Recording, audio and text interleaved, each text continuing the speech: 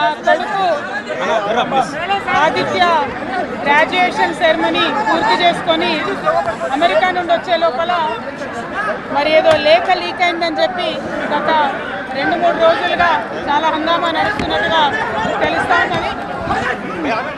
మరి ఈ సందర్భంగా నేను చెప్పదలుచుకున్నది ఒకటే, 2 వారాల క్రితం నేను గౌరవనీయులు పెద్దలు కేసీఆర్ గారికి ఒక లేఖ రాయడం జరిగింది. నేను ఈ విధంగా కేసీఆర్ గారికి ఇదివరకు కూడా నా ఒపీనియన్స్ ఎప్పుడున్నా కూడా లేఖ ద్వారా చెప్పడం జరిగింది. అయితే ఈసారి నేను మొన్ననే చెప్పున్నాను, కుట్రలు కుతంత్రాలు జరుగుతూ ఉన్నాయని.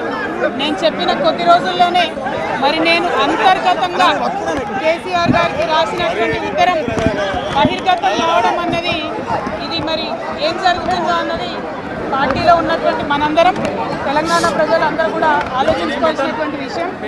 నేను వేరే ఏం విషయాలు చెప్పలేదు. నేను కేవలం పార్టీలో ఉండేటటువంటి అన్ని స్థాయిలో ఉన్నటువంటి నాయకులందరూ అనుకుంటున్నటువంటి విషయాలు.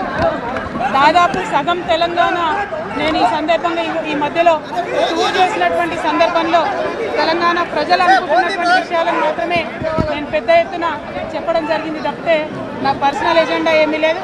నాకు వ్యక్తిగతంగా ఎవరి మీద ద్వేషం లేదు, ఎవరి మీద ప్రేమ లేదు. కానీ నేను రాసినటువంటి లేఖ చాలా అంతర్గతంగా పార్టీలో మా నాయకుడికి రాసినటువంటి అటువంటిది పోయిందంటే మరి దాని వెనుక ఉన్నది ఎవరనేటువంటిది ఆలోచించుకోవాల్సినటువంటి సందర్భం.